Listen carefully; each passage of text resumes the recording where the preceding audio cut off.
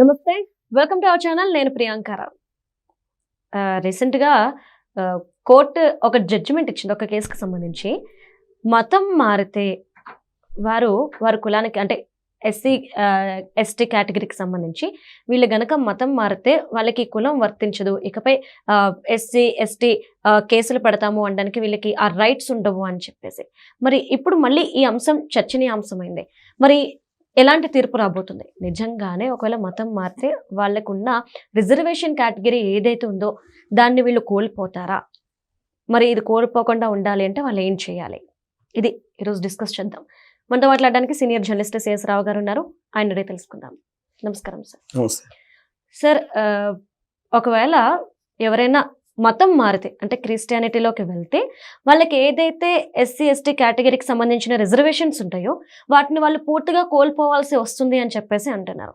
ఇది వాస్తవమేనా? ఇప్పుడు రాజ్యాంగంలో 1950 రాజ్యాంగంలో పొందుపరిచినటువంటి అంశం ప్రకారం బౌద్ధులు, హిందువులు, సిక్కులు వీళ్ళు తప్ప ఎవరు మతం మారినా వాళ్ళకి రిజర్వేషన్ వర్తించదు. ఇది రాజ్యాంగంలో 1950లో పొందుపరిచినటువంటి అంశం. దీని ప్రకారం మతం మారితే రిజర్వేషన్ వర్తించవు అని చెప్పేసి తాజాగా అలహాబాద్ హైకోర్టు క్లియర్గా స్పష్టమైనటువంటి ఆదేశాలు ఇచ్చేసింది. ఇక్కడ కేసు ఏంటంటే ఇతను ఒక హిందువు, తన పేరు హిందువు పేరు సహాని, జితేంద్ర సహాని. ఈ జితేంద్ర సహాని అనే అతను హిందూ మతం నుంచి క్రైస్తవుడిగా మారాడు, క్రైస్తవ మతాన్ని తీసుకున్నాడు. ఇతను రిజర్వేషన్ నేను రిజర్వేషన్కి అర్హత ఉందా లేదా నాకు అని చెప్పి కోర్టుకు వెళ్ళాడు.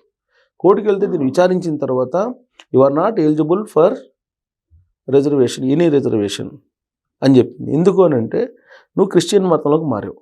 క్రిస్టియన్ మతానికి మారితే క్రిస్టియన్ మతంలో కులాల ప్రస్తావన ఉండదు. క్రిస్టియానిటీలో కులాల ప్రస్తావన ఉండదు కాబట్టి జనరల్ కేటగిరీ కింద నువ్వు ఉండాల్సిందే. నువ్వు అంతే తప్ప నీకు రిజర్వేషన్లు వర్తింపజేయవు. మతం మారిన వాళ్ళకి రిజర్వేషన్లు వర్తింప చెయ్యకూడదు అని చెప్పి అలహాబాద్ హైకోర్టు చాలా స్పష్టంగా చెప్పింది. దీనికి రెఫరెన్స్ కూడా తీసుకుంది. రెఫరెన్స్ కూడా ఏం తీసుకుందంటే సుసాయ్, కేపీ మను, సి సెలవుమణి కేసులో సుప్రీంకోర్టు ఇచ్చిన తీర్పులను ఉదాహరించింది. సుప్రీంకోర్టు ఇచ్చిన తీర్పులో కూడా ఇలానే ఉంది. మతం మారినప్పుడు నీకు రిజర్వేషన్ ఎందుకు ఇవ్వాలి అనే దాని మీద అనేక హైకోర్టులు ఇస్తున్నాయి. అంటే నాకు ఒక చిన్న డౌట్ సార్, ఇప్పుడు ఇది కేవలం ఎస్సీ ఎస్టీలకు సంబంధించిన లేదంటే బీసీ కేటగిరీస్ ఉంటే ఓసీ ఇప్పుడు ఓసీలో ఉన్న రెడ్లు కావచ్చు, బీసీలో ఉన్న యాదవులు, వెలంలో ఇలా చాలా మంది ఉన్నారు. వీళ్ళు కూడా మతం మారిపోతున్నారు కానీ సర్టిఫికేట్లో హిందూస్ అని రాసుకుంటున్నారు. మరి వాళ్ళకి ఇప్పుడు జితేంద్ర సహానికి వ్యవహారం కూడా అదే. జితేంద్ర సహాని క్రిస్టియన్ గా మారాడు. అవును, క్రిస్టియన్ గా మారిన తర్వాత ఇతను ఎస్సీ అయితే క్రిస్టియన్ గా మారాడు. క్రిస్టియన్ గా మారినప్పుడు నీకు రిజర్వేషన్ వర్తించదు అని చెప్పేసి పిటిషన్ వేశారు అక్కడ. దాని మీద వాద ప్రతివాదనలు జరిగాయి. ఈ జితేంద్ర సహాని రికార్డులో ఏముంది? హిందూ మతం ఉంది, వాళ్ళకి కూడా ఎస్సీ అని ఉంది రికార్డులో, ఆన్ రికార్డు. కాబట్టి ఆన్ రికార్డు ఎస్సీ కాబట్టి రిజర్వేషన్ ఫలాల్ని అనుభవిస్తున్నాడు అతను. దాని మీదనే సవాల్ చేస్తూ కేసు వేస్తే ఈ జితేంద్ర సహాని వ్యవహారంలో నువ్వు రికార్డులోనేమో హిందూగా ఉన్నావు, నువ్వు ఎస్సీ నువ్వు రిజర్వేషన్ అనుభవిస్తున్నావు కాబట్టి నీకు రిజర్వేషన్ ఎందుకు అవసరమా? క్రిస్టియన్ మతం మారిన వాళ్ళకి వర్తించదు అని చెప్పింది. ఎందుకు చెప్పింది అని అంటే దానికి ఎవిడెన్స్. ఇతను మతం మారాడు అని చెప్పిన ఎవిడెన్స్ ఏంటి? ఇతను ప్రీస్ట్గా బోధనలు చేస్తున్నాడు అక్కడ. మతం మారి ఇతను ఆడ క్రిస్టియన్ మత ప్రబోధకునిగా వ్యవహరిస్తున్నారు. దానికి సంబంధించిన ఎవిడెన్స్ అన్నింటిని కూడా ప్రొడ్యూస్ చేశారు ఆ పిటిషన్ వేసిన అతను. సో దాంతో అలహాబాద్ హైకోర్టు మొత్తం పరిశీలించిన తర్వాత నువ్వు మతం మారావు అనడానికి ఆధారాలు పూర్తిగా ఉన్నాయి కాబట్టి you are not eligible for any reservation అని చెప్పేసింది. మరి సార్ ఒక చిన్న డౌట్ ఏంటి అంటే చీట్ చేస్తున్నారు. ఓకే, క్రిస్టియన్ గా మారిన వాళ్ళు మేము హిందూ అని చెప్పేసి రికార్డులు అందరికి హిందూ అని ఉంటుంది, మళ్ళా అవును సార్ ఎస్సీ అని ఉంటుంది. ఇప్పుడు అదే కదా ఇప్పుడు డిస్ప్యూట్ అదే. మతం మారినటువంటి వాళ్ళకి రిజర్వేషన్ వర్తించవని చెప్పి సుప్రీంకోర్టు కూడా చెప్పింది. ఇందాక నేను చెప్పాను కదా 3 పేర్లు. వాళ్ళ ముగ్గురు కేసుల విషయంలో కూడా సుప్రీంకోర్టు కూడా చెప్పింది మతం మారిన వాళ్ళకి రిజర్వేషన్ వర్తించదు అని.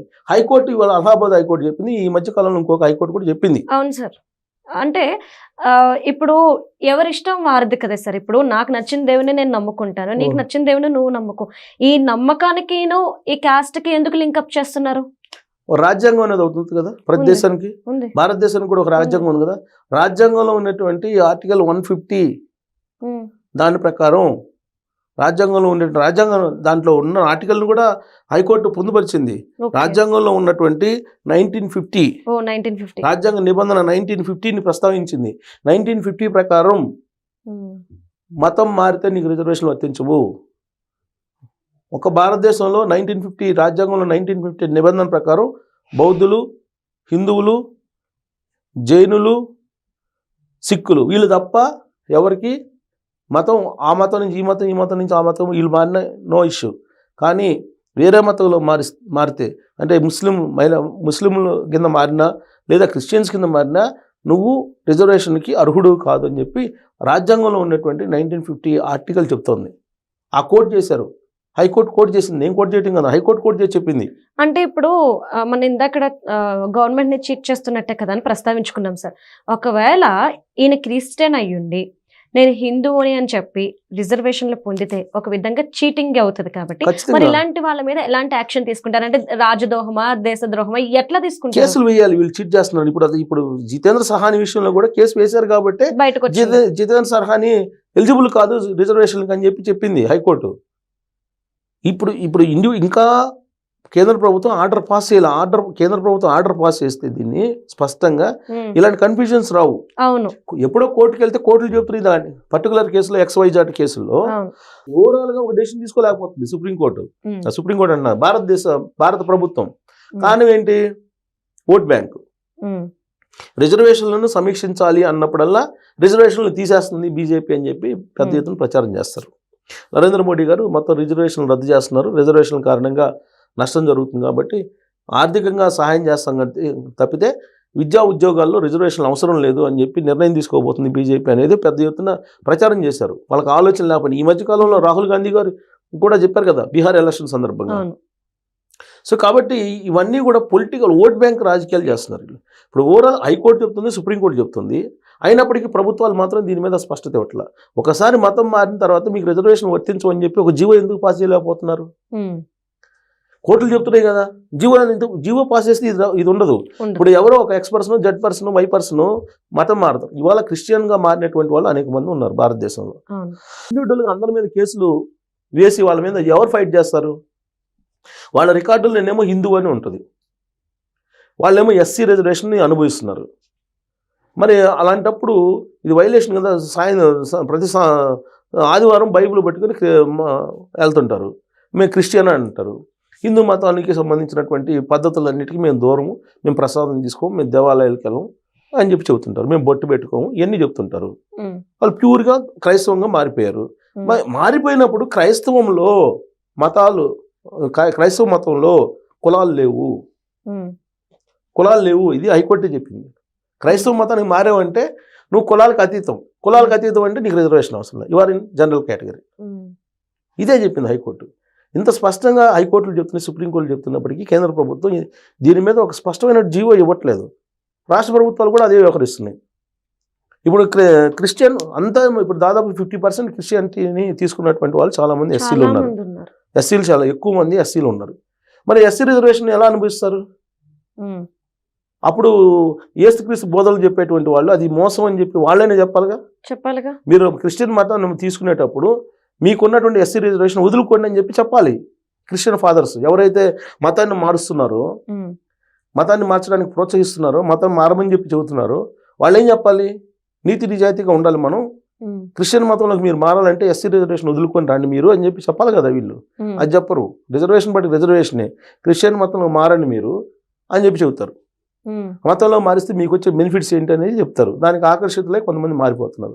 సరే, మారకపోవడం అనేది అది ఇండివిజువల్ వాళ్ళకు ఉన్నటువంటి అభిప్రాయం, దాన్ని మనం ఏం కాదలేం. కాకపోతే నువ్వు మారినప్పుడు ఈ రాజ్యాంగాన్ని ధిక్కరిస్తున్నావు.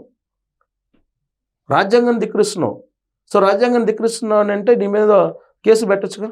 ఖచ్చితంగా ఎలిజిబుల్. ఇప్పుడు అదే చెప్పింది అలహాబాద్ కోర్టు, సుప్రీంకోర్టు కూడా అదే చెప్తుంది. సో కాబట్టి దీని మీద ఒక క్లియర్ కట్గా ఒక జీవో కేంద్ర ప్రభుత్వం ఇవ్వాలి, నరేంద్ర మోడీ గారి ప్రభుత్వం ఇవ్వాలి. అప్పుడు దీని క్లారిటీ వస్తుంది. హైకోర్టు, అలహాబాద్ హైకోర్టు చెప్పింది, ఈ మధ్య చెన్నై హైకోర్టు కూడా చెప్పినట్టుంది, మద్రాస్ హైకోర్టు కూడా చెప్పినట్టుంది. హైకోర్టులు ఆయా రాష్ట్రాల హైకోర్టులు చెప్తూనే ఉన్నాయి. ఈవెన్ ఆంధ్రప్రదేశ్ హైకోర్టు కూడా చెప్పింది ఈ మధ్యలో ఒక కేసులో, చెప్తూనే ఉన్నాయి. కానీ ఎవరు ఎస్సీ రిజర్వేషన్ అనుభవిస్తున్నారు కదా, ఎస్టీ రిజర్వేషన్ అనుభవిస్తున్నారు కదా, బీసీ రిజర్వేషన్ అనుభవిస్తున్నారు కదా. మతం మారితే నీకు రిజర్వేషన్ వర్తించదని చెప్పి క్లియర్ కట్గా రాజ్యాంగంలో ఆర్టికల్ 1950 చెప్తున్నప్పుడు మీరు ఎందుకు దాన్ని పరిగణలోకి తీసుకొని ఇంప్లిమెంట్ చేయట్లేదు ప్రభుత్వాలు అనేది ప్రభుత్వాల క్వశ్చన్. అలాగే ఈ క్రిస్టియన్ ఫాదర్స్ కూడా రాజ్యాంగానికి విరుద్ధంగా మేము మారుస్తున్నాం కాబట్టి మీరు రిజర్వేషన్ వదులుకోండి అని చెప్పి ఆ మారేటువంటి వాళ్ళు చెప్పాల్సినటువంటి ప్రబోధం చేయాల్సిన బాధ్యత వాళ్ళ మీద ఉంది, వాళ్ళు చెప్పట్లేదు. సో దాంతో ఇది ఒక చర్చనీయాంశంగా అయితే మారింది. ఇలాంటి చర్చకు తెరబడాలంటే నరేంద్ర మోడీ గారు ఇనిషియేటివ్ తీసుకొని దీనికి స్పష్టమైనటువంటి ఒక స్టేట్మెంట్ లేదంటే ఒక జీవో ఇవ్వాలి. Okay, right. Thank you so much sir.